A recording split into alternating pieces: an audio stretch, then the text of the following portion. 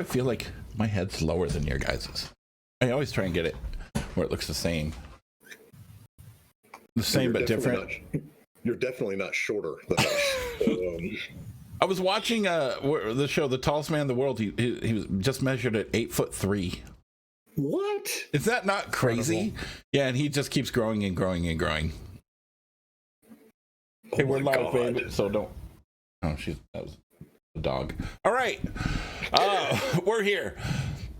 What's up, everybody? My name is Indy, and that gentleman way over there on the other side, that's Mr. Jay Powell. And welcome to Indie Game Business. And today we're here with Cory Trese from the Trese Brothers.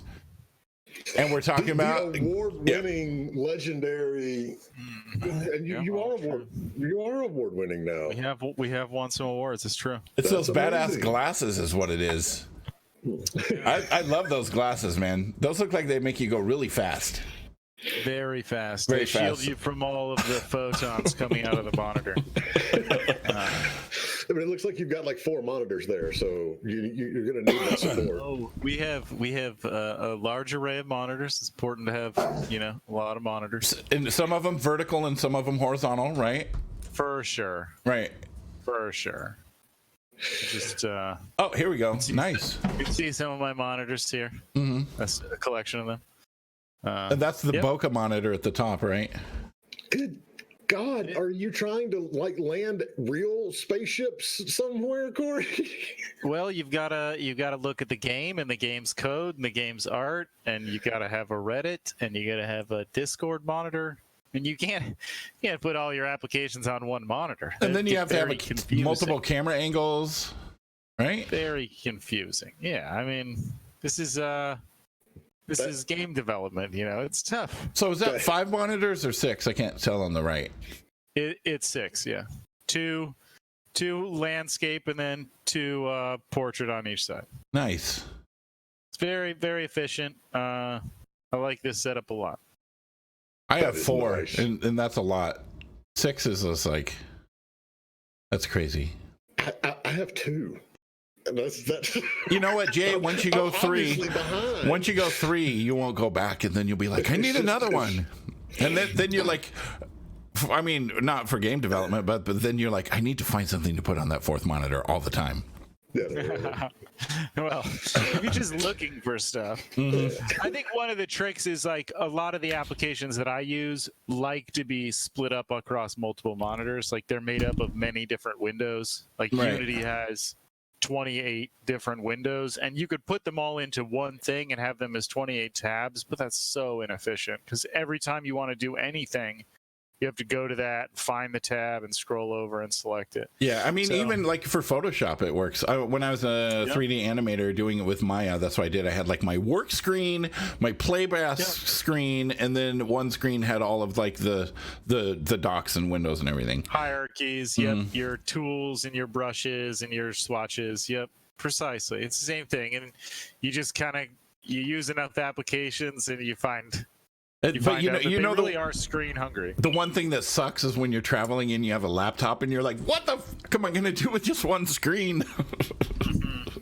Yes, that is definitely very difficult. You end up frustrated and confused, unable to use the application because you don't even know how to find the windows that you usually just have on a monitor. that's the problem I have with only just 2 monitors. When I go back to my laptop, I'm like, Yeah. I can't concentrate on just one. But yeah, anyway, long segue into welcome back to the show, Cory. You can see, well, we were just talking about, I won some awards, we sold some copies of our game, and I spent all of it on monitors. and multiple graphics cards to power those monitors. Yeah. Yep. Gotta have the highest possible refresh rate for your text editor. for the turn-based game that you create. Your FPS, man. FPS, competitive FPS, really important for turn-based gaming. We don't need no tables or things on the wall. I just want monitors. I like that. I like nothing on the walls. I like that. I mean, because you see some people and they just got so much stuff on the walls, and it's personality. But when you have like just your workspace and your workspace, that kind of feels good. It feels clean. Yeah, my desk needs to be clean, but it's not right now because it's tax time. So anyway, so where do we want to start? So you have had, we talked to you a year ago when in the midst of Star Traders Frontiers. Jay's addiction. Jay's Wow. addiction is what we call it. Yes. Wow. Luckily, Android doesn't tell me how many hours I've spent in a game like Steam does, or I would feel really, really bad. But I mean, do you want to start there? Do you want to start Kickstarter? Because you've got a Kickstarter coming up like next week, maybe? We do, yeah. It starts on Monday. Yep. For Cyber Knights. Now that's a sequel, right? It's a sequel to one of our old Android-only games. Yeah, this is the one that if you talk to our fans, if you hang out on our Discord or you were on our forum for the last decade, this is the game that everybody has asked us to make another one. We've said no. We really had an idea of what we wanted it to be like, and we're finally at a point where we could deliver on that idea. So we're going back to Kickstarter for another Kickstarter, our third one. And hopefully we will deliver something really cool. You know, this is a good year to do cyberpunk games. There's some big names. Big names. Well, good and bad. I mean, you're going to have a little bit of competition, but a little bit. But I think I would never expect our game to go head to head. I think it's a cyberpunk. Boats are all being raised at this case. You know, there's a lot of great games out there. Developers out there thinking the same thing. Like Game Deck came out. Disco Elysium was absolutely phenomenal. There have just been so many good cyberpunk games in the last 6 months. I think it's a good time to be doing a cyberpunk game, regardless of how amazing 2077 is. When it comes out, eventually. Whenever they get it done, you know, quality over timeline, and that's something I understand 100%.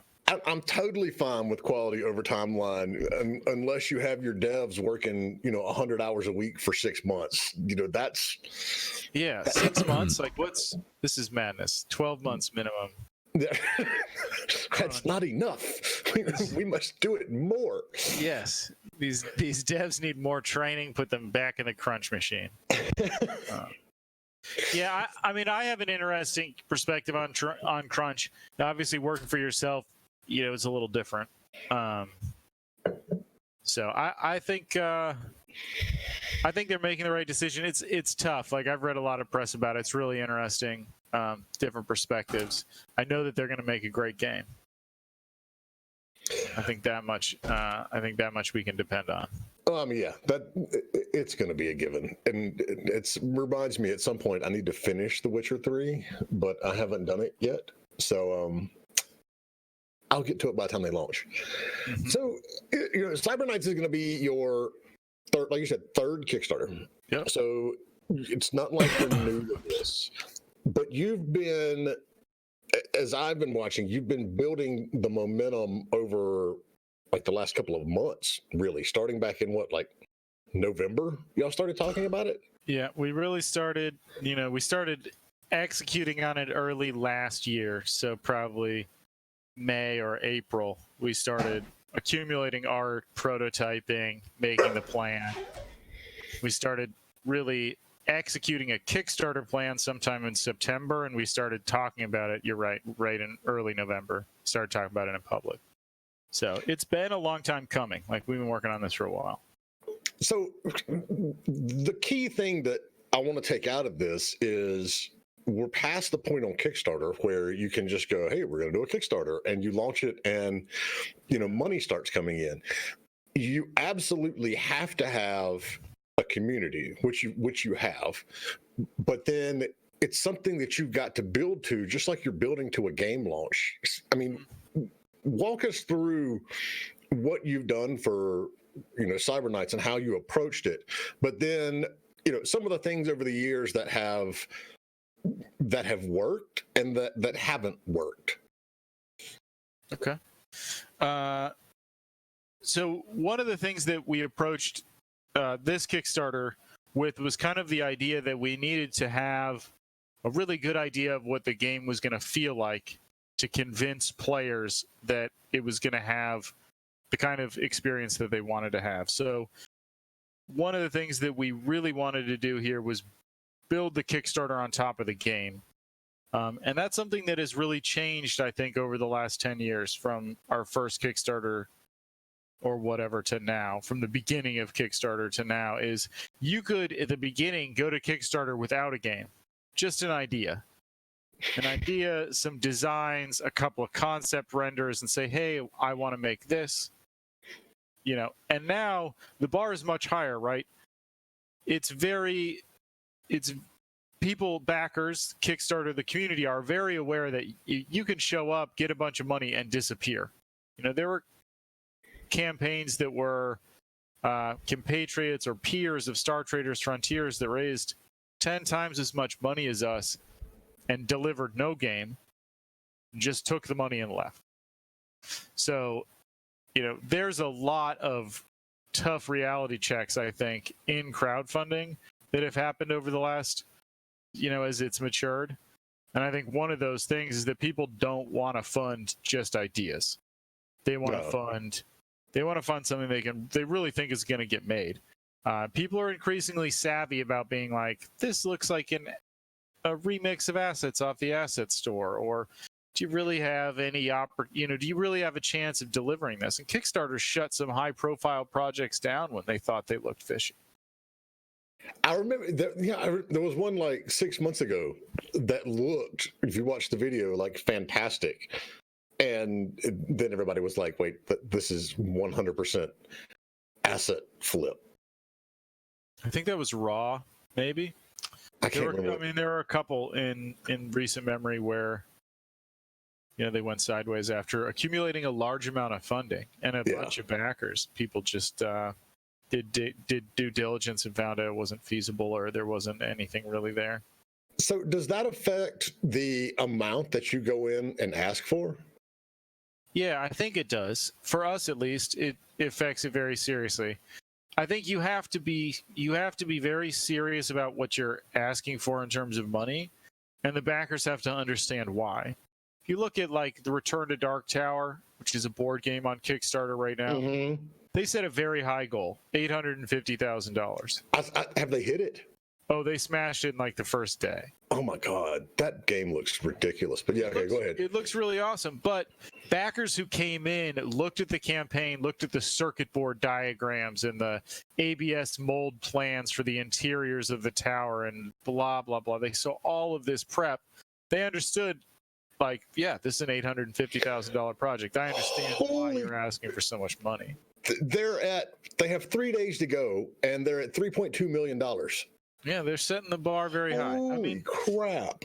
Projects like that do show that Kickstarter, while maturing platform and a place with some structural issues, still has a capacity to raise tremendous amounts of money if you run a campaign. And they did. That's a top quality campaign, start to finish, big team, all pro, but impressive. So I was asking for a link to that in the chat there. I just posted it. Okay. Sorry, the $3.2 million board game kind of took me by surprise there. Back to your question, what's the right goal to ask? You have to ask for an amount of money that makes sense to your backers, and you have to justify it when you look at your campaign. We're asking for $50,000 because that's what we know it's going to cost us to buy the rest of the assets and the server time, the assets to do the rewards and the server time to run the alpha. If we don't get the money, we're still going to make the game. Like I said, we started early last year. We've invested too much time and money to quit at this point. We'll be disappointed. We'll make the game probably a little smaller, probably a little less shiny. But so if we came and said we need $500,000 to do the rewards in the alpha, people would say, well, that doesn't make sense. Like an alpha should cost you, that's 6 months of work and server time. How does this line up? So I think you have to make a case for the funding level you ask for, and people have to believe in them. So do you look at it in terms of, we know what our total budget is going to be, so we're going to ask for a percentage of that? Or is it more like you said, it's like, this is like the bare bones what we're going to need to get, server and art and content in place, and we'll go there? I mean, what goes into, your thinking when it comes to setting that price? How much of it is what you know the campaign, the game's going to need, and how much of it is this is what we think Kickstarter is going to tolerate? Yeah, we don't really think too much about what we think Kickstarter is going to tolerate. This game, this game we will make regardless of the funding. Star Traders Frontiers, that was not true. We needed that money to finish the game. If we hadn't gotten the funding, I'm not sure what we would have done. So we're in a little different position with this game. We really looked at it for the budget of what do we need to fulfill the actual Kickstarter and give them, the backers, the game early and be able to make all of these things we're promising as rewards. So, we're gonna offer custom cosmetics and some unique storylines and special meetings for the backers and stuff. That all takes time. So we're going to delay selling the game by a certain number of months to deliver all these rewards. That's really where we came with the budget. What's the cost of rewards? What's the cost of the delay? What's the cost of the extra stuff we'll add to the game? That's how much we need from Kickstarter. And then we balance it out. I would love to add, I don't know, other stuff, VR or whatever, but I know that's too expensive, so we didn't promise in the Kickstarter. We're not trying to raise money for it.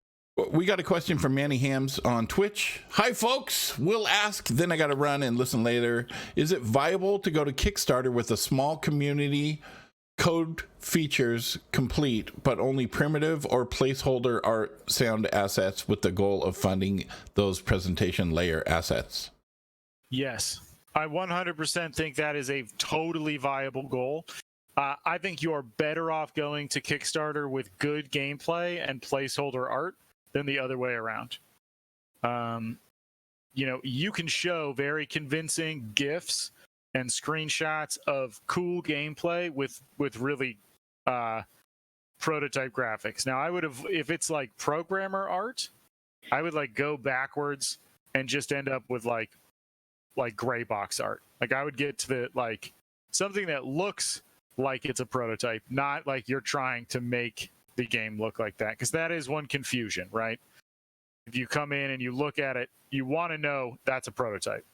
They don't intend the game to look this way. Versus, no, these guys are terrible at artwork. What do they do? So there's a fine line there. But if I was in that position, I would be very comfortable going to Kickstarter. In that case, I would think very carefully about how much I was going to ask for. And I wouldn't promise too much, and I wouldn't ask for too much. If my community was small, like our first Kickstarter, we raised $20,000 on a $12,000 goal with, I don't know, 400 backers. Wasn't big. And now you've got that community on your Discord. 330 backers was our first campaign. So tiny. So how much of that community did you have built before that one? Was it any at all? I mean, we had Android games, so we had a web forum. We had a small active community. When we started Heroes of Steel, we had no artwork, extremely bare bones, like little gray squares moving around fighting. And we raised $20,000. We bought the artwork and the sound effects and stuff. Same thing he's talking about doing. And the really great thing about running a Kickstarter with your community is you get buy-in from people that really, really care about your game working. Like, they give you $20 to get it early, and they're going to help, potentially they're going to help you so much. Because they really care. Like going to itch.io or some web thing and being like, here's my game for free, why don't you test it? You're not going to get the quality of feedback that you're going to get. Like, if you get 10 people to buy in on Kickstarter, they're going to give you better feedback than 100 people playing the game for free. That's good to know. In my opinion. You mentioned how they help. Let's dive a little further into that. Aside from just feedback, what are some of the ways that the community that you've built through all of these Kickstarters have shown to be a real positive influence in the game and even down to the business and the distribution parts? What have you seen in that area that comes tangibly from having that passionate community? I mean, they'll save you from being really stupid. That's one thing that our community has done really well for us, especially during our alpha tests. You know, it's when you're a small developer, you will come up with ideas that you really like, and you'll think they're a lot of fun, and that's part of the whole process, right? I believe in this idea. I believe this game is going to be great, and so on. But some of your ideas are stupid. You won't know. You'll have 10 ideas. 2 of them are very stupid. You will not know which of the 2 are stupid. You will love them all. And the alpha backers that we've had have really, really, really helped us figure out the stupid ideas.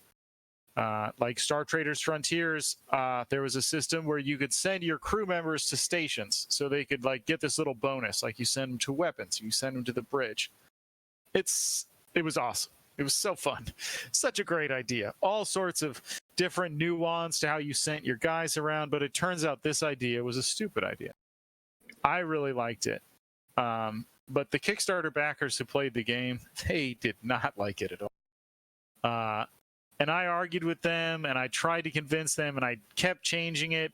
And at one point, a couple of them got together and were just like, hey, I think we should just remove the whole thing. Let's just remove it for like one release. See how it feels. See what happens.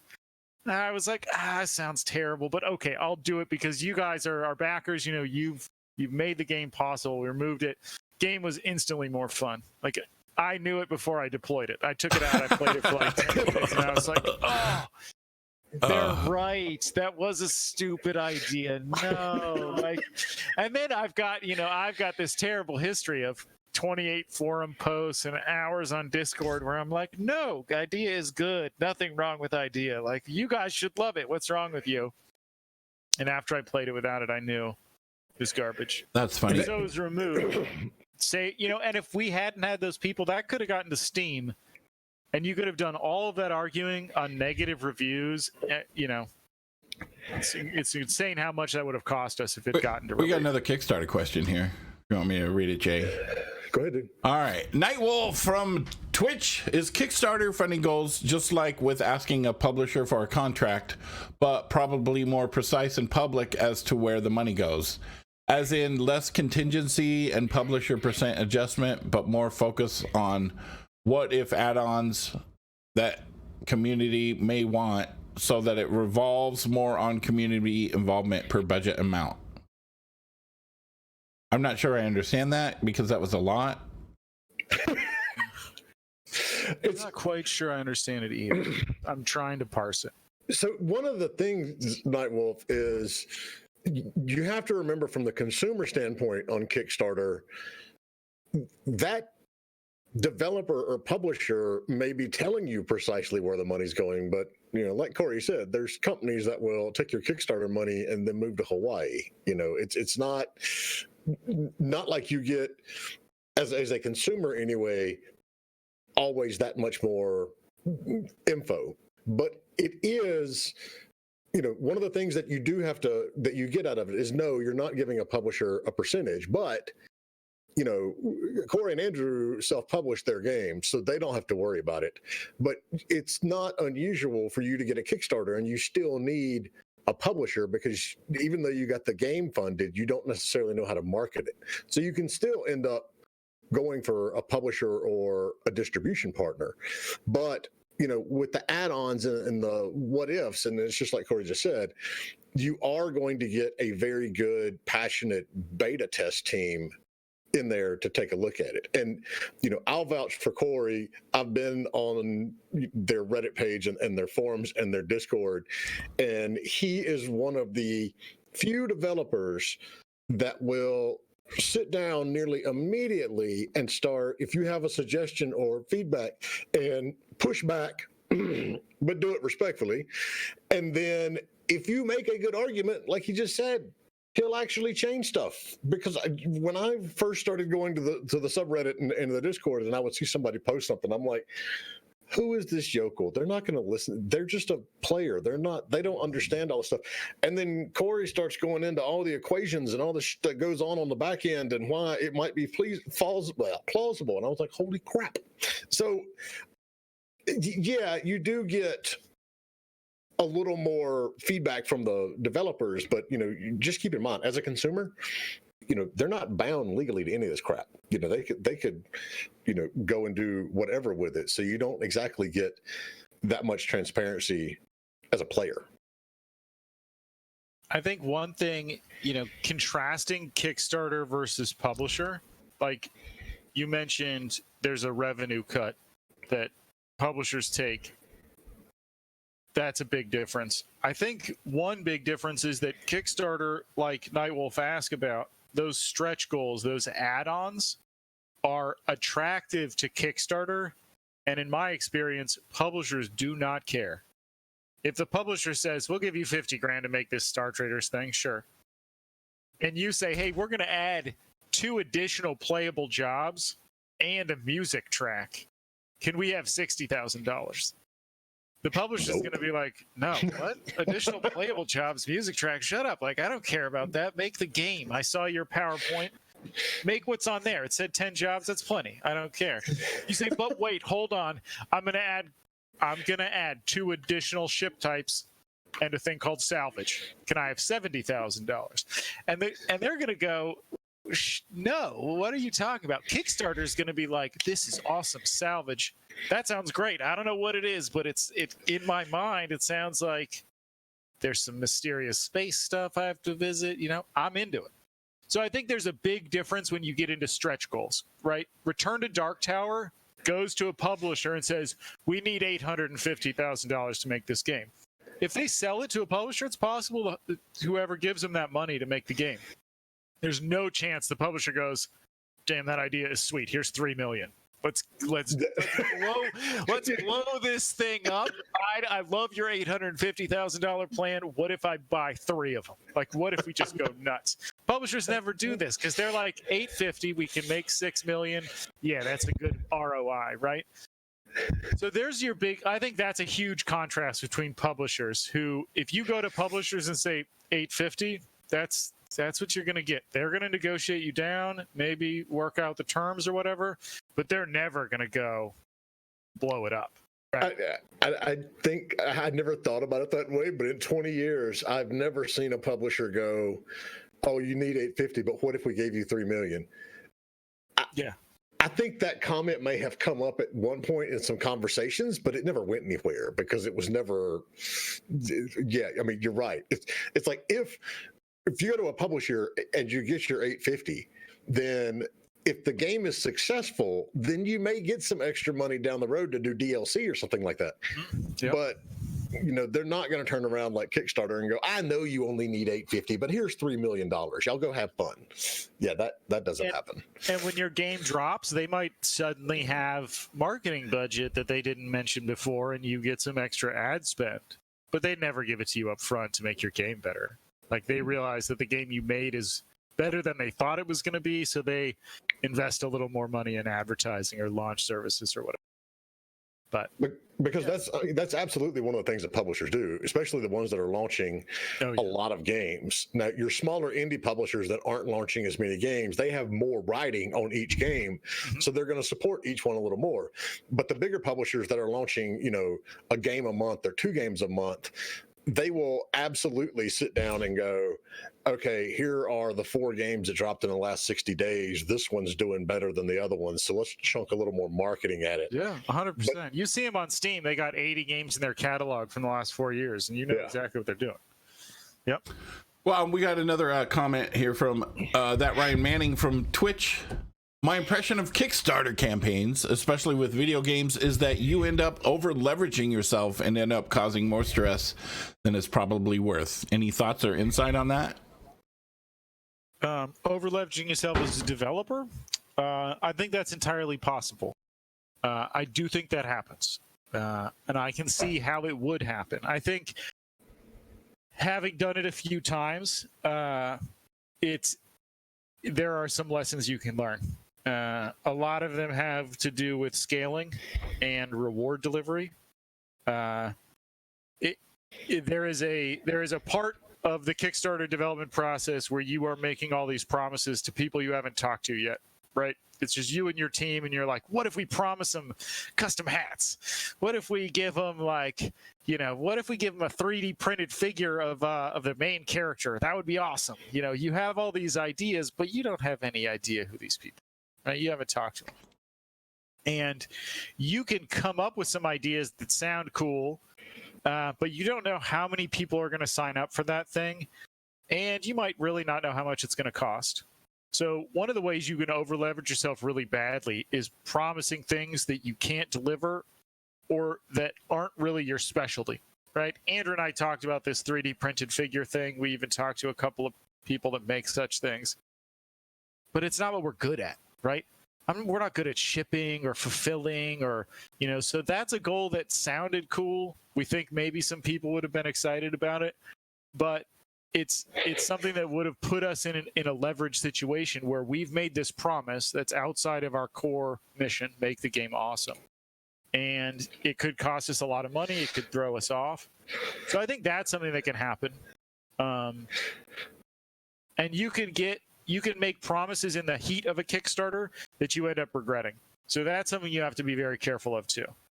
And so one of the things that I've seen in the past, because I was involved at one point deeply in some of these Kickstarters, is I know you were right in there for a while. We were trying to sorry, I'm watching chat and laughing because that was like the best phrased question coming in from Game Addict that I've seen in a while. But anyway,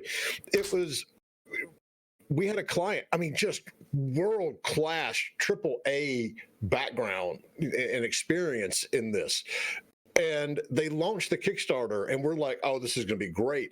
And then they started getting questions in the Kickstarter chat, basically in the forum. And they didn't know the answer and they were making it up as they went along. And it just ended up causing more problems because they weren't focused. They didn't have a clear plan going in. It was like, we've all made this type of game and people love this type of game. So here's a Kickstarter and we're going to make this type of game again.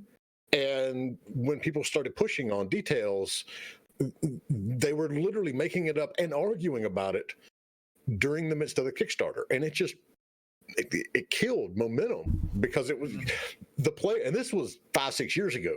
And the players were like, they don't know what they're doing. They don't know, what they're planning and they don't have a clear idea of the scope. And so the whole thing just kind of went to hell in a handbasket. Yeah, honestly, one of the most powerful things you can say to people during a Kickstarter is no. Like, no, we're not doing that. It earns you a lot of respect. You just say, hey, can this game support multiplayer? Nope. Not in the budget. Not in the budget, not in the plan, not part of the situation. Sorry, we're going to have awesome this, but we're not going to have that. Yeah, it is very easy to a bunch of people get on. You're like super excited. They're like, we want to buy in. We want to be part of this, but we need it to have X. So you think, oh, maybe we can add X. And enough little X's add onto your project, and suddenly it's not the same game that you planned to make in the beginning. Yeah, that's good. That's where it's called feature creep. And that will absolutely destroy any project. And Kickstarter is a good place to acquire a nasty case of feature creep because you're in this like negotiating mindset. And if you go into it negotiating the scope of your project, you will get feature creep. So, do you want to hit I know we had a couple more questions. We're like, you want me to read that from Game Addict Hotline on YouTube? What is the best game engine for developers like yourself, and why is Coco's 2DX the best? That's well put. I would say the best game engine is the one that you need for the current game. Right, the one that you're using. Mm-hmm. The one that you're using right now is the best one. The one that the other developers are using is bad. We have had a lot of success with Coco's 2DX. Coco's 2DX has a great price, $0. Coco's 2DX has source code that is well done, well commented, for the most part. Coco's 2DX has done really well for us. I think you have to, with it, whatever game engine you pick, you just have to be realistic about its limitations and realistic about what you're trying to do with it. What we've been trying to do with Coco Studio X is pushing the limits of that engine, and that's why we had to switch. We really wanted to make top quality PC perfect games, and we were struggling to do that with the next, go to the next level with Coco Studio X. So what are you using now? We're using Unity. Yep. Oh. For the first time ever, we are using Unity. I am back as a C# programmer. First time in like a while. 8 years or something. So is it difficult to make that jump, even if you're in between? Now, obviously, if you have one of these brain farts where you decide to change engines in the middle of a game, that's never a good thing. But can't help you there. It's not. It's not difficult if you have 6 monitors. You can fucking anybody can do it. You know, Coco's on 3 of them and Unity on 3 of them. But how much of a time sink and investment goes into switching engines like that, even between projects? It's a big time sink. We have a thing that we call Storyteller. Storyteller is our like RPG meta engine. So you have like the game engine, and then on top of that you have the meta engine. The meta engine is the thing that maps like the gameplay to the game engine and the data stores. So you'd have like a different meta engine if you were building an FPS. It would have different things in it. An RPG, like our meta engine, has things like branching dialogue and story support and characters and that type of thing that facilitates a turn-based RPG. So we call that thing Storyteller. And one of the things we did last year was porting the vast majority of Storyteller from C++ over into C# and reworking it to fit into Unity's architecture. So it was a lot of work. But we've got a random question from a fan here. What is the point of me helping Valencia Fane if she never comes back to my ship ever? Well, that traitorous snake. I think the first mistake was helping her. Why are you helping the Hana? Like, I mean, maybe, I agree. maybe why this don't we put her on the away team and go fight some Xeno and see how it, maybe it'll work itself out. This random person who's asking this, maybe they like the underdogs and they don't understand why they invested all this time into making her an officer, and then she just runs off and never shows up again. I mean, I'm just reading the questions, Cory. I'm telling you that she has a fate among the Hana. Like many things in Star Traders, there's destinies. There's destinies. So she has to meet this. She has to meet her destiny. You will in the future meet her, I think her granddaughter, who will remember the captain and has heard many stories about the captain if you get that far. So if you haven't played Star Traders Frontiers, first off, just do it. I mean, one, I rag on Cory and Andrew constantly about they don't charge enough money for this game because it is ridiculously fantastic. And there was a guy on Reddit yesterday or the day before who was talking about this hand-drawn maps of the galaxy and the notes he has to take. And as you get into the game, there are so many characters. I mean, you've got to start like taking notes to figure out who you were helping and why you were helping them. And hell with it, I'm just going to take their ship, because you forget originally. But it's a slight segue there. But it's a fantastic game. All right, so back to the things at hand. This is the question that we started with like 35 minutes ago, and then we digressed into everything. In terms of actionable items that you've done for the upcoming Kickstarter, what has worked? What have you done other than like Reddit posts and social media? What's been the strategy to get the excitement built up for the Kickstarter that's launching next week? Yeah, this actually also has to do with I want to just address chat real quick because it's the same thing. Game Addict Hotline says, "Thank you for the kind words about Cocos. We'll share with my team. It's Luke from Cocos is who it is." So we have a game engine guy hanging out in our chat, harassing us. No, so he said, "Thank you." Yeah, in our Discord too. Jeez. Well, no, actually, Luke's that's really cool. Really great. Like Luke, you guys should talk to him. He's a good cat. He's a good cat. Okay, so Mr. Kookie from Twitch says, and this has to go with the question Jay was just talking about. What's the best way to reach out, announce you're having a Kickstarter? Let's say you already have a community, but do social media ads work best? What are the cons? Reaching out to journalists? So that goes along with what Jay was just saying, if I didn't totally distract from everything. So we focus first on engaging our core community. So our core community is really defined as people who are actively engaged with the company on social media, and then people who have previously backed us on Kickstarter. So if you don't have any other Kickstarters, you can take that out. You're really just focusing on building awareness in your core community. So one of the things you really don't want to do with a Kickstarter is surprise people. Kickstarter should never, ever be a surprise. It's a horrible idea. We had a surprise Kickstarter once. It was terrible. You want people to have time to get money to give it to you. So you do not want people. There's a lot of people in your community that may not have a lot of like flexibility in their budget. Or maybe they have a strict budget about how much they spend on games or entertainment. So they're like, I spend this much on games every month, and if you surprise them with a Kickstarter, maybe they already bought a console title this month and they don't have any budget. So the first step is building awareness in your core community and giving the people who are most likely to back you a whole bunch of time to think about it. Months, in fact. Like, that's why we started talking about it in November.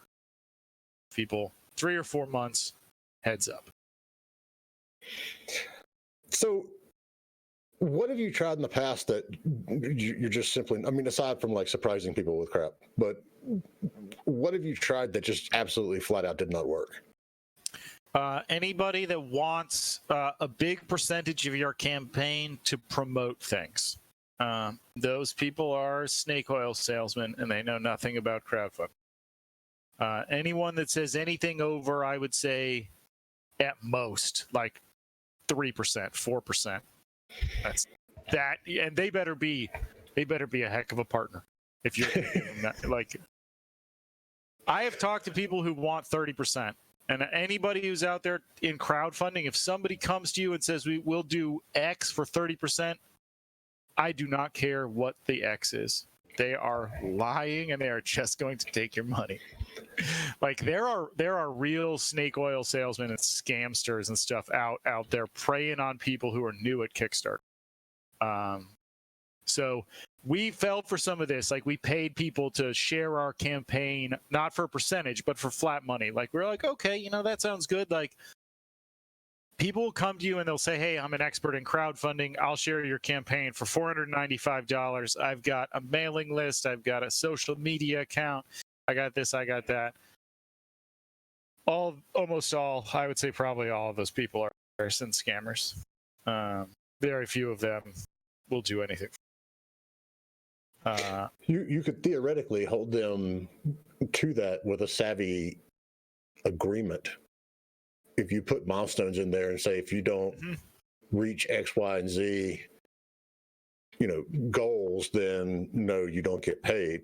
Yep. But yeah, you do. I mean, it's like everything else. It's just you have to be very, very careful on who you go with for. Absolutely. Stuff like this. And big does not necessarily mean good, right? There's companies out there with 30 employees that roll Kickstarter people all the time. That's what they do. And you can find 1 or 2 person shops that do a great job, that have an actual network. There are people out there that are very good at marketing, but very few of them will send you a Twitter direct message that's like, yo, I can pimp your campaign. Like my mailing list, it's only $500. So to put everything in context, I mean, do you know offhand? We call it social media footprint. You know how big your mailing list plus your social media plus now your Discord following. How big of a community do you have as you're going out and doing these campaigns? It's really pretty small. I mean, 5,000 people. It's really pretty small. I mean, That's not small. I mean, I talk to a lot of Kickstarter people, right? There's people out there who won't launch without 50,000 people on their mailing list. You know, so, and I don't know how they're coming up with that number, where they're getting their mailing list people. We are always focused on quality over quantity. I would rather have a really good 5,000 person mailing list than a mid-tier 50,000, because I can count on my mailing list to convert. What's the word I'm looking for? Dedication and you know, being involved and having a sense of ownership in it does make a huge difference. All right, so let's talk real quick about, well, it's not going to be real quick, but let's talk about how you and Andrew sustain, you know, all of this, because in an age of DLC and in-app purchases and subscription fees and everything else, Star Traders came out 2 years ago. You've updated it damn near 200 times, and that's not bug fixes. That's like y'all adding shit to the game. I think it'll get update 200 on Friday. Today, actually. There isn't a single amount of in-app purchase. There's no DLC to buy, and the damn game only costs $15. Okay, there's a soundtrack. You're right. Mm-hmm. There you go. There's the DLC. See? How does that work? I mean, are you? There's a lot of studios that would love to be able to do that. I mean, is it a situation where you're making enough coming in steadily to, you know, finance everything? Are y'all on like your fifth mortgage on your houses? I mean, how? That's a long time sustained ongoing development with no new launches. Yeah, it is. You have to make that game work. You have to work the long tail. We do not have the luxury of producing a game every year. So we have to have games that pay out for more than a year. Traditionally on Steam, you're going to see a big fall off. But some of that fall off is honestly due to neglect. Neglected games will fall off a lot harder than games that are well cared for. Star Traders produces a survivable amount of revenue 2 years after launch because it's been carefully cared for. There is no doubt that it is a ton of work to do that number of updates. One of the things that has also helped us is that we stagger our launches across platforms. So we come out on Steam, and then sometime later we come out on mobile. So the game has a level of newness for longer than, you know, it would if it all came out at once. So you have your Steam launch, then later you have your mobile launch, and the mobile launch generates press, which may drive some people back to Steam, and then your updates are going to two places and they're doing double duty. So I think a big part of it for us is cross-platform. The long tail is really benefit from having more than one store.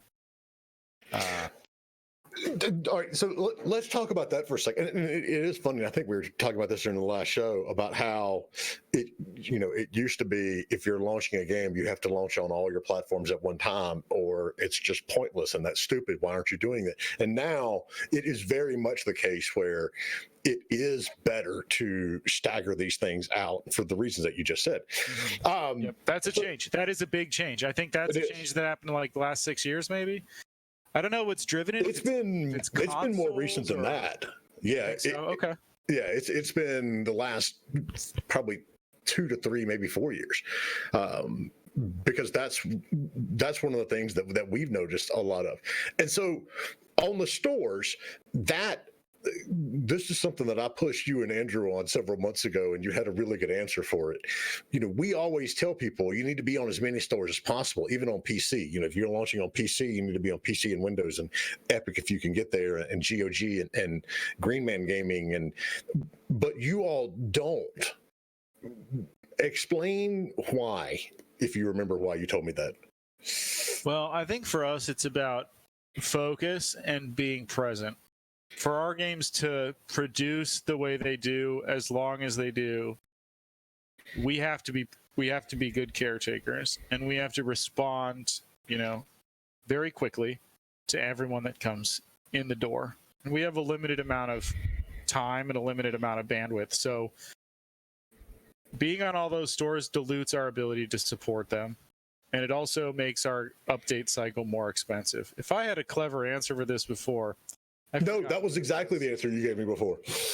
So, it's a lot of work to respond to every single Google Play, iOS, and Steam review that comes in. I read them every day. It's how I start my morning. I get a cup of coffee. I read and respond to reviews. Andrew does the same thing with forum threads and Steam stuff.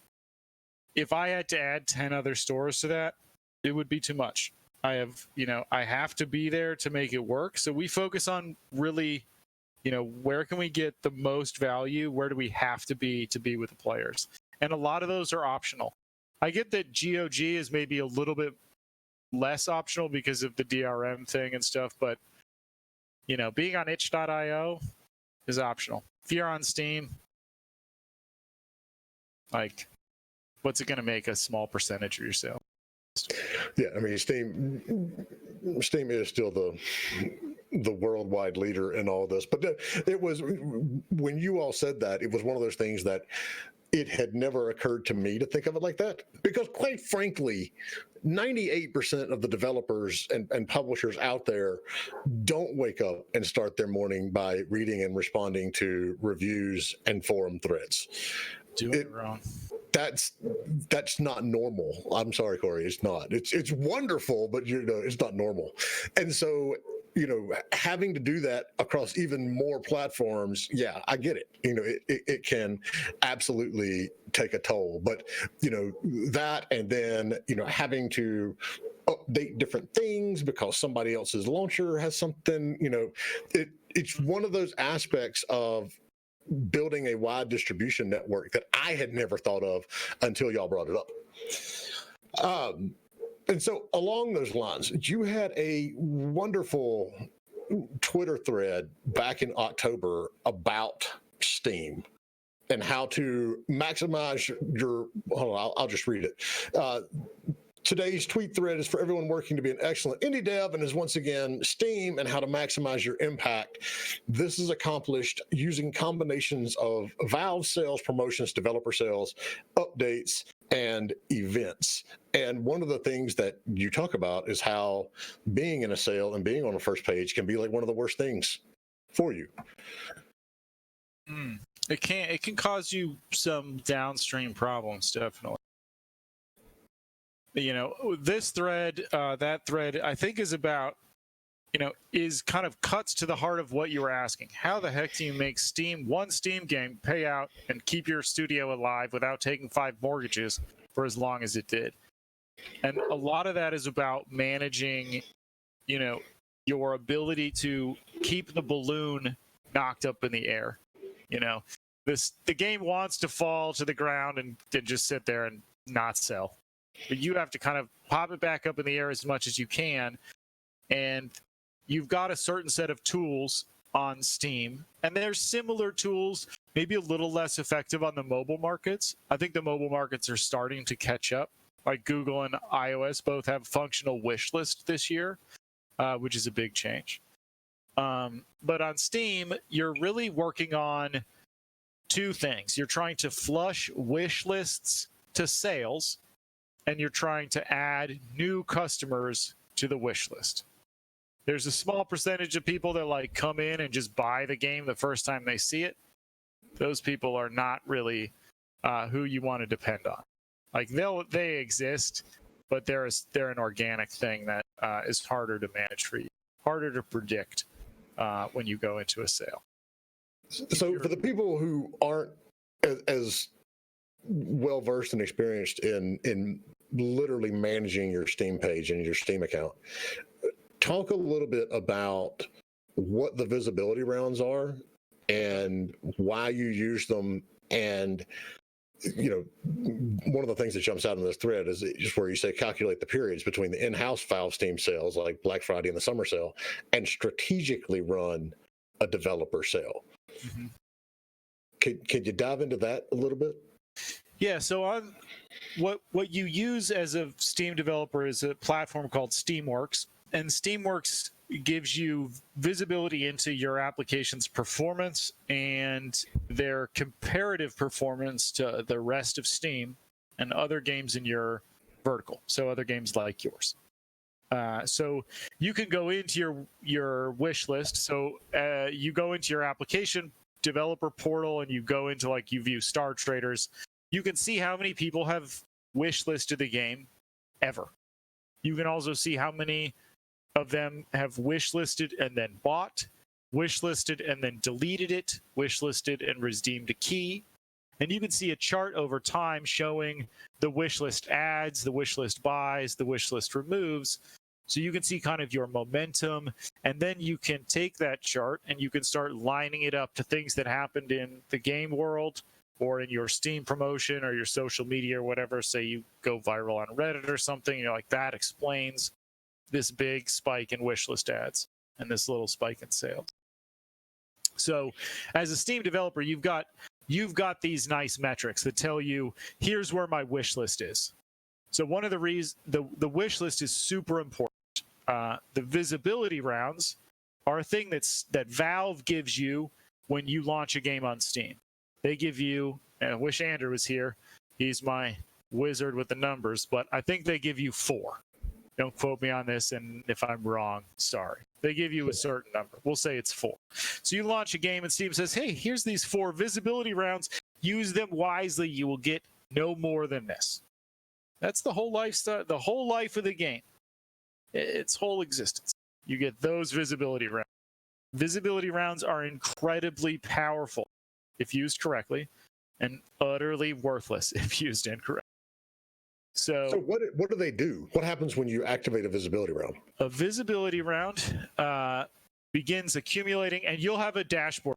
It'll tell you how many views, how many clicks. It's basically like an ad. If you're familiar with like an AdWords thingamajig, it gives you something like that. Click-through rate, conversion rate, views, and so on. A visibility round targets your wish list. So people who like your game may have forgotten about it, and they might have 1,000 things on their wish list, right? Or whatever. But a visibility round, when you turn it on, Steam's going to start sneaking your game's little square, its little panel, into all these different places on Steam and accumulating views. It's primarily targeting your people that have wishlisted it.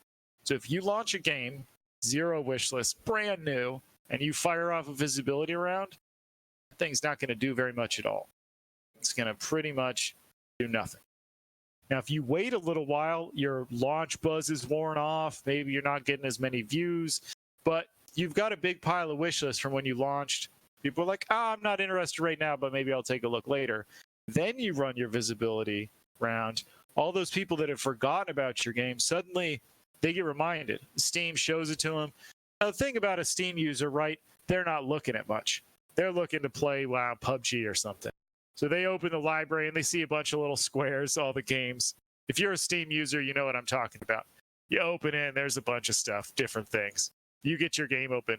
But every once in a while, you see one of those squares and you're like, oh, what's that thing? No, what's that game? And you go and you look at it. If that's a game you wishlisted, your chance of buying it is probably 10x or 9x what it would be if you'd never seen that game before. So that's what the visibility round does, is it gets your wish listers, your best possible customers, potential customers, to come back to your page. So when you're running a visibility round and all these people who said, I might buy this, look at it again, you want to be in the best possible position to get them to buy it. You want it to have some nice reviews. You want some nice news items that are like, hey, we're adding a new job, or, we just added this, we just added that, or come check us out on Twitch. Something that when people come back, they go, this game is still going. These people are still at this. So that's what a visibility round does. It converts your wish lists into sales, in theory. So you want to do it, like you said, pretty much equidistant between two major Steam sales. You absolutely don't want to use it during a Steam sale. As counterintuitive as that might seem to a lot of people, it's like an indie game launching in Q4. Don't do it. Don't. You're going to get buried by everything else. Waste it. If you run it during the summer sale, I've talked to people who've done this. They've run them all back to back during summer sales or whatever, and they're like, oh, those things are useless. But if you use them wrong, they will appear useless. You'll get 0% click through. You'll get nothing. I also love when I get that email that says something on your wish list is on sale. I'm like, yes, I open every single one of those every time. I may not buy something, but I do open them. Yep. I do open them. And that's free. That doesn't. You don't have to use a visibility round to do that. Right. Every time you twerk the price for your game, it emails somebody like that. But the point. I mean, aside from timing it correctly, is like you said, making sure that when they go to that page, you don't have it doesn't say like the last update to the game was 6 months ago. Mm-hmm. You want it to be very relevant so people catch on. And one of the other points that you made in that, or another Twitter thread that you did, I can't remember where, was that sometimes those sales and being front page and getting a lot of people buying it that might not have normally bought it can actually detrimentally affect your rating because they rated poorly. And users can leave reviews and then refund. So that's really where you're going to get burned a lot, is when you sell to people that didn't want the game in the first place, or Steam gets somebody that didn't want the game in the first place to buy it. You're on the front page where you don't really belong. Like Star Traders, award-winning, blah, blah, blah. But a lot of people play Star Traders, and it just makes them mad. So you have to be very careful about sequencing these things so that when you're bringing your wish list people back, they're not seeing the reviews left by people that came in off the front page or something and hated it. And so running a visibility round when you are having one of your own sales is a great idea, because you're one of, you get that thing on your wish list or whatever, right? You open it, you don't buy it. There's 20 things in that mailing list. In that mail, I scroll through it. I'm like, oh yeah, I should check out some Steam games this week. Bunch of cool stuff on sale. I'm in Steam later playing some PUBG. And that thing that I got the email about shows up on my screen. I recognize the icon. I click it again. I go in there. Lo and behold, this guy's he's on sale. I remember. Now I buy it. Right? So that's an extra sweetener that makes your visibility rounds even better. If you had something really phenomenal going on, like, you were a multiplayer event, or, depending on your game format, something that was equally punchy as a 20% discount, that would be a good time to run a visibility round too.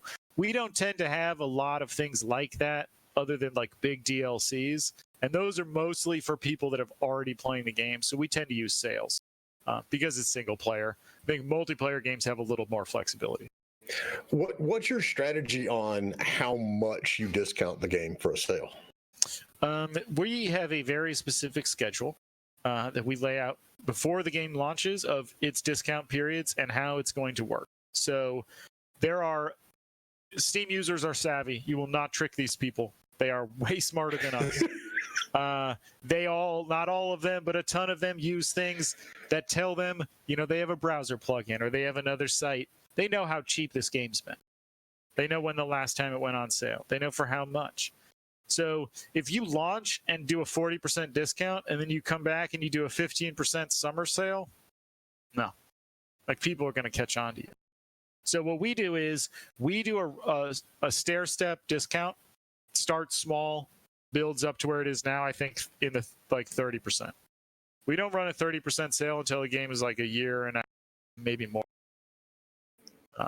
So we wait we run small sales, and then we run slightly larger sales, and we run slightly larger sales. And this is a wish list strategy, right? Say you get 60,000 people on your wish list. There's a percentage of those people that will not buy that game till it's at least 25% off. There's a percentage of those people that'll buy it the first time it goes on sale because they don't care. They just want a discount. So there's like different segments of your wish list, and you're slowly flushing them out with this increasingly impressive discount. But if you don't plan your discounts and you just kind of throw them at the wall, like you run a big one, then you run a small one, users catch on. Like they're going to know, they're going to complain about it on your forum. I've seen it on other Steam forums. Hey, why are you running this sale? Like last Christmas was 35% off. What's this? Like I was going to buy it, but it's not 35% off this time. So you want to be careful because Steam users are pretty savvy about sale prices. Do you do a sale at launch or not? Ooh, that's a tough one. Oh man, I don't know. I think yes, but then I also think no. It's so hard. Because, like, one hand, the people that are going to buy it at launch, they're going to buy it because they want it. It's brand new. Like, do big games do sales at launch? Heck no. Like, heck no. Right? Like a big boy game, they're like, no, it's sick. It's $60. Like, what do you mean, a sale at launch? No, we do a sale like later. The indie dev part of me is like, well, you got to do a sale because people will buy your game. So I go back and forth on that one. I think no. But man, ask me tomorrow. I might have a different answer. I actually agree with you. I mean, your day one sales are going to be going to people who already want it. Mm-hmm. Plus, if you have them on your wish list, they're going to get that email notification that they would have got if it went on sale in the first place. They're going to get a better one with just that game, one game. Yeah. So I'm not a fan of doing it. I see a lot of indies do it though, and that's why I wanted to ask. But I agree. The counter argument is that you have people that buy it full price. Your first sale, if it's not at launch, is going to be a politically sticky situation for you that's going to require some glad handing your customers. You need to get in there and talk to some people and be like, hey, I know, I'm sorry, you bought it for $5 more than you wanted to. Like, people are going to be mad, right? You wait a month, then you put on sale, and they're like, I bought it for full price. What is this? I got ripped off. So you're going to need to be ready to address some of that, like on your first sale, if you don't have it at launch. All right, we got a comment in the chat from that Ryan Manning. He says it's the Macy's effect. If everything is normally 40% off, you'll never buy it at full price. He also had a question: how much time do you spend on marketing, research, tracking, analysis, etc., versus focused development? Well, I use Rescue Time, which is a time tracking application that lets you see like a breakdown of your all your work by application and website that you're on. I spend about 72% of my time actually doing games or playing Star Traders. So I consider that work. But about 30% of my time is spent on not making. So that's all the other stuff, marketing. So there's a counterpoint to that whole Macy's effect, and that's the Bed Bath & Beyond effect of every week retail theory. You get a 20% off coupon, and now that worked for them for years. Now they're shutting down 400, 500 stores. And if you remember, when they first launched the petition.org site, Daniel Tosh over on Comedy Central put in a petition on petition.org that wanted the White House to make Bed Bath & Beyond just knock 20% off the prices of everything and stop sending those damn mailers, which was funny because it garnered enough votes that the White House had to actually respond to it. But that's awesome.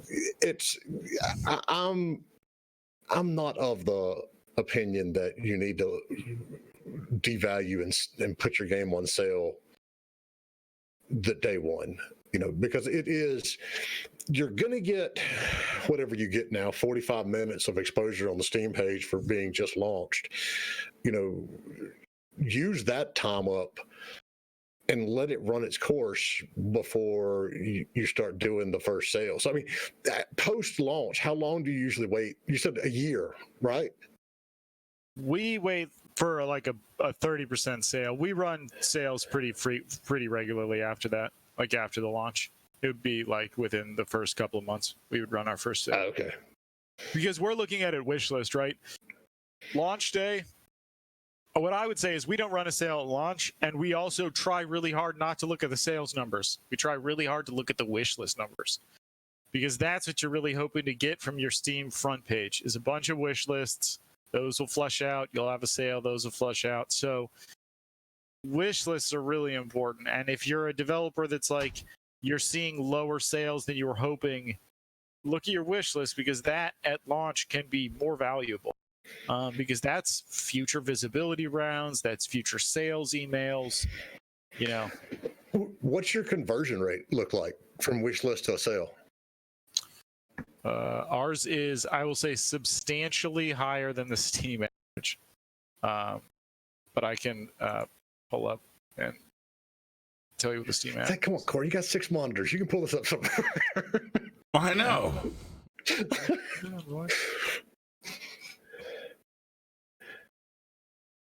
Oh, I have to get into Fortress Steamworks. Hold on.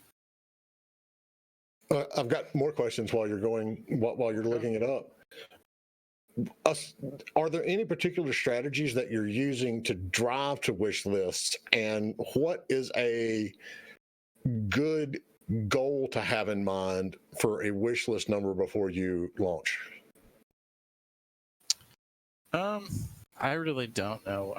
I don't know the goal number. I think it would depend on your community size. You know, you want to have like you're gonna think like there's gonna be a percentile conversion here, right? Like if you're real lucky, it's in the 20s. Real lucky, it's in the 20s. So if you are hoping to sell 1,000, you'd probably want to have 5,000 on your wish list. Something like that would be my thoughts. Come on, Steam. So what does Fortress Steam say that the average, because obviously we don't release games, I don't have access to all those wonderful numbers. What is the average that they see? They say that they're not letting me in. They know you're on the Indie Game Business Show, and they know. Down again today? I hope. I mean, if the back end, if Steamworks goes down, man, you know something's gone real wrong. But maybe they are. I can't log in. I think that the average is sub 20. I think it's like 15, something like that. So what particular strategies or things do you all do to point people at the wish list, or do you point them primarily at your Discord and then from your Discord to wish list? When you're doing all these posts on Reddit and social media, where are you sending people? We send them directly to the Steam page with just the app ID, because that's going to resolve into their Steam account when they click on it, and they'll have a wish list button there. It's a good question. I don't know if Steam has a way to generate a wish list this application link. I bet they do. I think I've never used it. I'm not sure if they do or not. It seems like they do, but I have no idea. I'm not going to put a flag in the sand on that one. So we are, running over time already, but that's what happens. If you've got questions about Kickstarter, about running indie studios, on a budget, but being very successful at it, toss them up in chat right now. Cory is also on our Discord at that's the podcast. Anchor.fm. Discord. Yeah, Discord. Discord is discord.gg/indiegamebusiness. Yeah, we have too many links. And Ryan, in case you're watching. Here we go. We got a question. 15. We got a question from Nightwolf. Oh, Vape Nation. Yeah. We got a question from Nightwolf on Twitch. Would you increase percentage of sales based on base price? Like higher base price brings higher percentage of sale, like a $15 game versus a $25 game? I'll tell you soon. Cyber Knight is going to be $25. Star Traders is $15. we do see a higher percentage conversion on our more expensive games. I don't know if that is indicative of how it actually works or just a numerical fluke of our stuff. I guess that my guess, and I don't know, that people wishlist $60 games a little differently than they wishlist $15 games. I don't wishlist a lot of games that I'm like, I'll never buy this. Like, I don't put those games on my wish list. So if I see a game that's out of my price range, as a Steam player, I don't know what percentage of people that are like, I'll never buy this, but I'm putting it on my wish list. I imagine that's a fairly rare behavior. So I think the games that are probably pricing themselves out are getting slightly less wish list, but a higher percentage. I think you're more likely to wish list a game the lower the price. Because in the back of your head, yeah, in the back of your head, it's like, I'm more likely to buy this down the road than I am a $60 game. This game's $12. If it goes on 30% sale, like, it's a steal, like wish list. You know. I'm just glad you're launching a game at $25. Hey, that's what some of our experts that we've talked to have told us. You know, you really need to really think about your price points. Yep.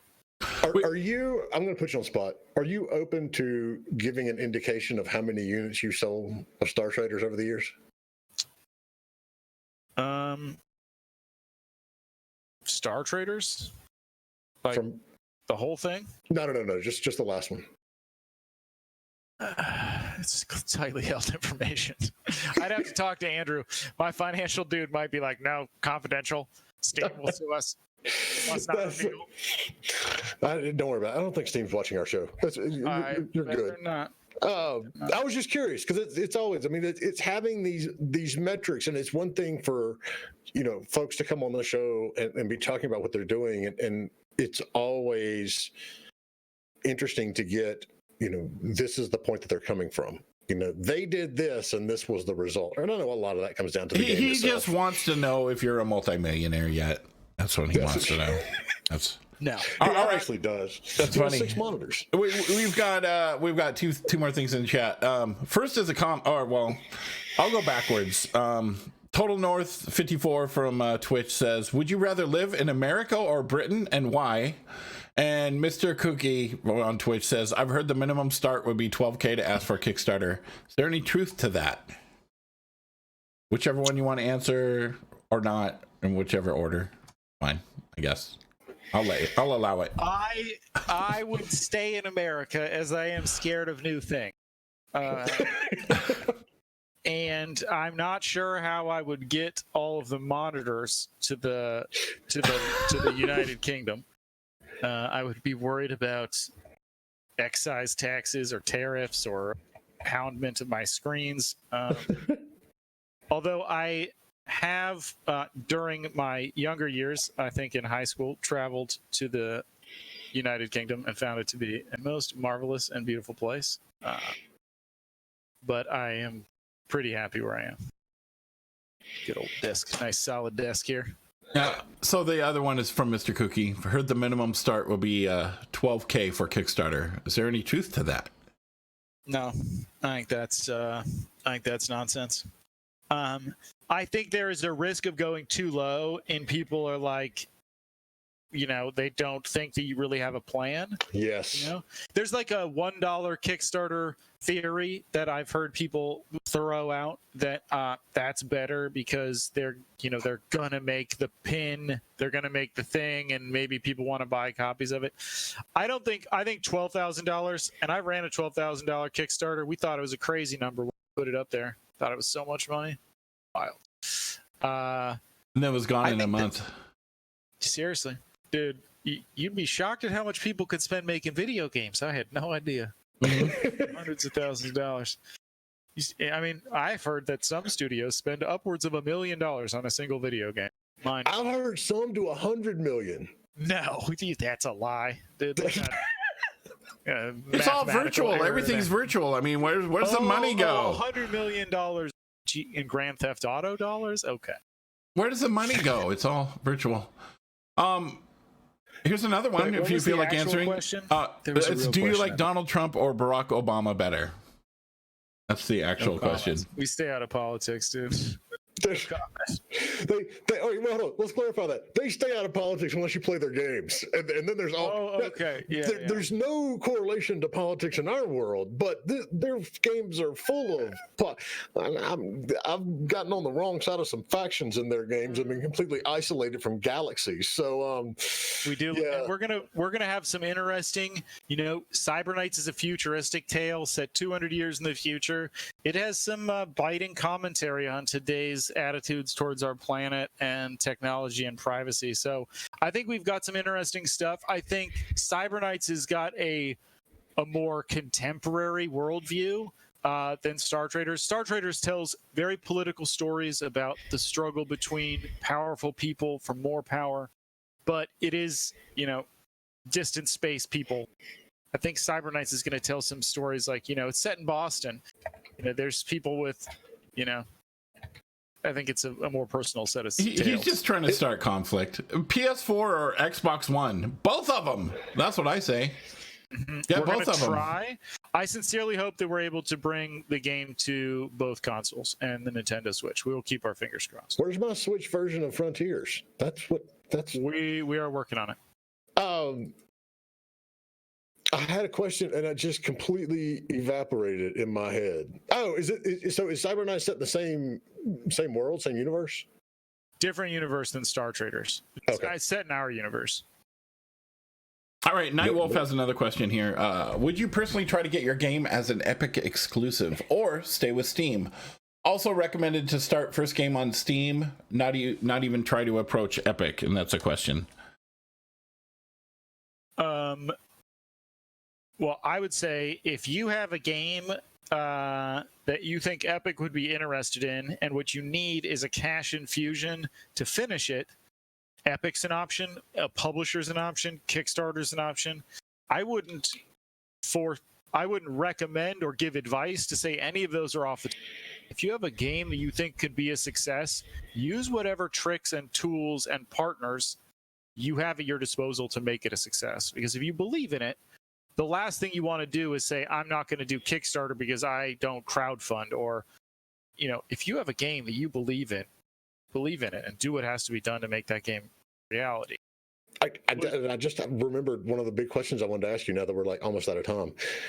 How reliable is Patreon and a Patreon model for indie devs? Because I know you guys, you have a Patreon page. Is it something that can sustain something, or is it something that you just do as a something for the fans?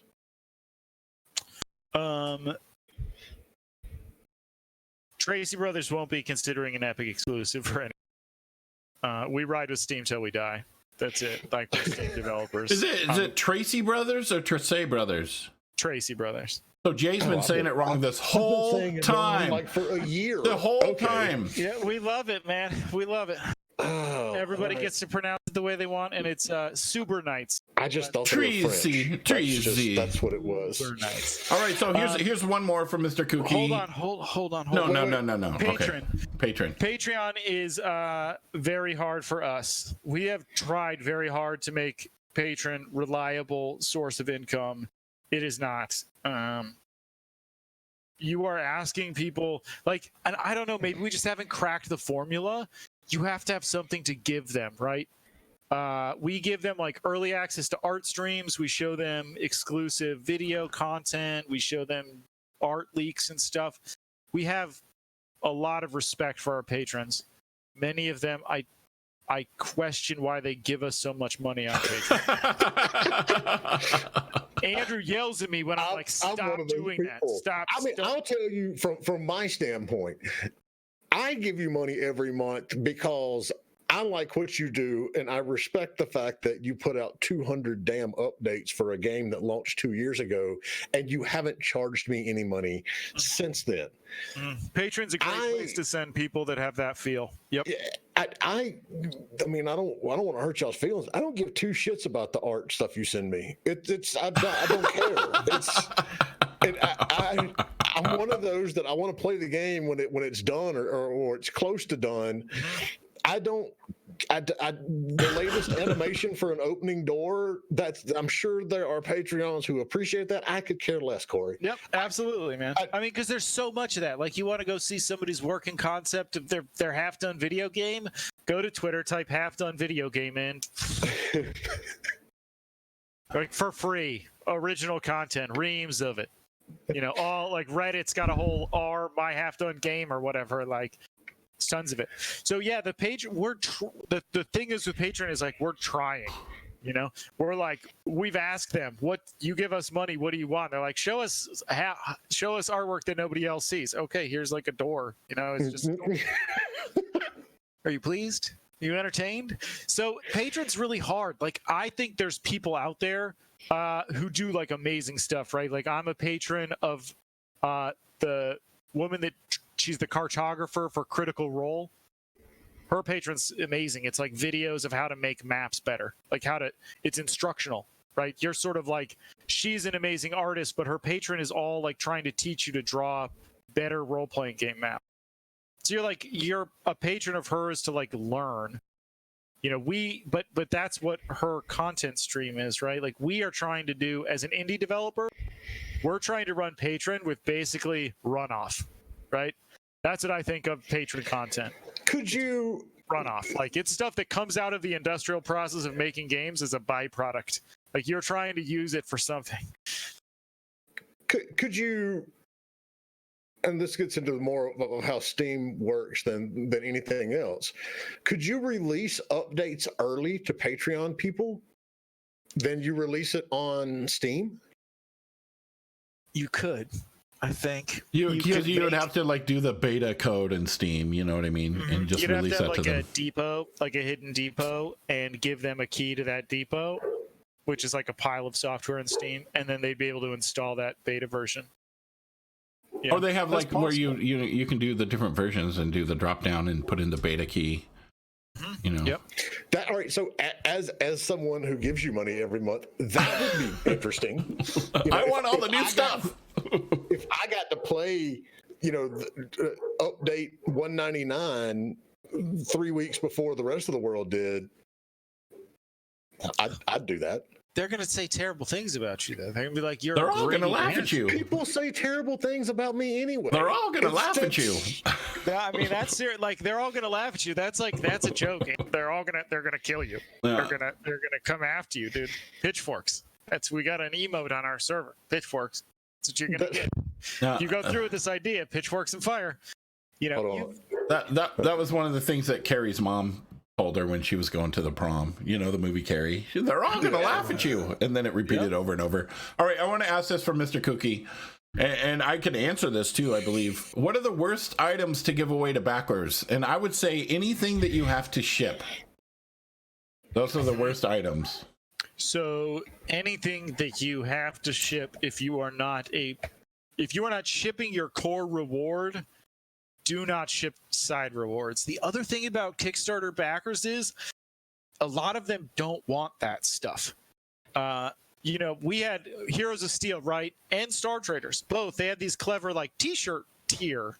Like, it's this stuff and you get a t-shirt. Nobody wants a t-shirt. Like, and if they do, they're just going to buy one from your Amazon store or whatever. Like, the physical rewards confuse people. They're hard to ship. They're difficult to fulfill, and they're not your core mission. Like, on one of our campaigns, we spent like a week printing and rolling up maps to send to people. Like, ugh. And that basically, you have to do a Kickstarter for your Kickstarter incentives. That's where a lot of people go sideways. They do. They put too much into that. So and then it's like 90% of their money goes to all the incentives or whatever. Yep. So one of the things exactly you as a backer or as a creator is you should have a spreadsheet of rewards that's like, the backer is going to give me $100. I'm going to pay Kickstarter $3. I'm going to pay backer kit $6. I'm going to spend $19 on the printing. I'm going to spend $9 on the shipping. It's going to cost me, really itemize that reward reward by reward, tier by tier, and then come up with a percentage. At this level, I'm going to make. We're gonna put 70% of the money that comes in this hole directly into the game. If somebody puts money into this box, it's going to go 96% into the game. Ooh, that's the best tier, you know. So you really want to cost that out, and because some people will run campaigns where some of their tiers cost 112% of what it's gonna, what it's gonna bring in. They got $112 of rewards for $100. You can't run a business that way. You sure can't run a Kickstarter. So I think you really gotta think. That's where people get themselves in trouble, is they oversweeten the package, they don't do their cost analysis, they forget about shipping. There's a lot of ways to get yourself behind the 8 ball.